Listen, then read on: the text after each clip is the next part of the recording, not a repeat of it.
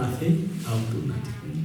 ખૂબ ખૂબ રાજાઓએ બધાએ દલીલો કરી બહુ એ કહ્યું છે, પણ માની કૃપાથી બંનેના લગ્ન સંપન્ન થયા. રાજાને પણ માએ બુદ્ધિ આપી, શક્તિ આપી અને રાજા શશિકલાના પિતા પણ પ્રસન્ન થયો. એને સુંદર લગ્નના સંસ્કાર કરી દીધા શશિકલા અને સુદર્શનના.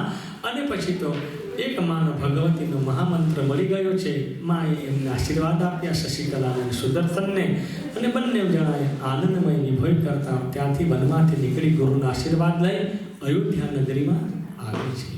અયોધ્યામાં રહીને સુખમય, આનંદમય, પ્રેમમય જીવન એ લોકો વિતાવે છે. સૌભાગ્ય, દાંપત્યમય, સુખમય જવા લાગ્યું, કારણ કે કેવલ માં ભુવનેશ્વરીની કૃપા છે. જીવનમાં આપણા ભગવાનની કૃપા થઈ જાય તો આપણું જીવન પરિવર્તન થાય છે, બદલાઈ જાય છે. કેટલા વર્ષો સુધી શશિકલા અને સુદર્શને અયોધ્યામાં રહી એનો રાજ્યાભિષેક થયો, અને માને મદન બધા સાથે રહીને, ત્યાં બધા ભાઈઓ સાથે રહીને કેટલા વર્ષો સુધી અયોધ્યાનું રાજ કર્યું છે.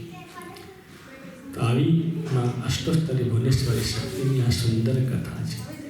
દરેક આપણે જોઈએ અધ્યાયમાં જુદી જુદી કથા આપણને મળે છે કે માનું વર્ણન કેવું છે, મા કોની પૂજા કરે છે, માનું ચરિત્રની કથા, માનું સ્થાન ક્યાં છે, બ્રાહ્મણની કથા છે, કે એક વસ્તુ, એક કથા, એક નામ આપણું કેટલું કામ કરે છે.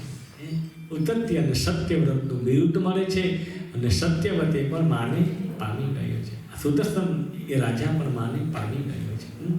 તો આ માની બધી ભક્તિની કથા છે. એના બધા સુંદર દ્રષ્ટાંતો છે.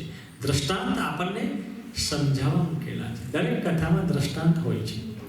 ભાઈ આમ કરવાથી, આ કરવાથી, આ કરીએ આપણે, તો દ્રષ્ટાંતમાંથી આપણને સમજીએ કે ભાઈ આપણે પણ આપણા જીવનમાં ભગવાનનો માનો આપણે સાથ રાખીએ, કરીએ તો જીવનમાં આપણને કોઈ તકલીફ નથી.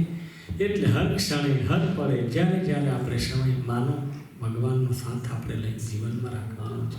આવા સત્કર્મ થાય, જ્યારે જ્યારે કોઈ કર્મ થતા હોય ત્યારે આપણે એની અંદર બધાએ સાથ આપવાનો છે. તો આજે આ સુંદર ભુવનેશ્વરી કૃપાથી સનાતન આપણા સુંદર કોળીના મંદિરની અંદર સુંદર એવા ભારતથી આપણા આવેલા ડૉક્ટર શ્રી રવિભાઈ પીઠાધિપતિ અને એમના દ્વારા, આપણા દ્વારા સુંદર ભુવનેશ્વરી કથાનું એક આયોજન કરવાનો આપણને અવસર મળ્યો. અને એમાં કેવલ તમે નિમિત્ત માત્ર થાય. ભગવાન તમને નિમિત્ત બનાવેલા છે. એ બધું ઈશ્વરે નક્કી કરેલું, માએ નક્કી કરેલું કે આજે આ ટાઈમે, આ સમયે તમારે આ પૂજામાં બેસવાનું છે. આ બધું તમારું કર્મ બંધાઈ ગયું છે. એ માની કૃપા છે. તમે કીધું ને 25 વર્ષો પહેલાં હું મંદિરમાં હતા, ભુવનેશ્વરી ગયેલો, તો આજે માએ તમને પાછા બોલાવ્યા કે હવે તો નેક્સ્ટ યર પાછો આવો ગોંડલમાં, પાછું તમારે જવાનું છે નવેમ્બરમાં.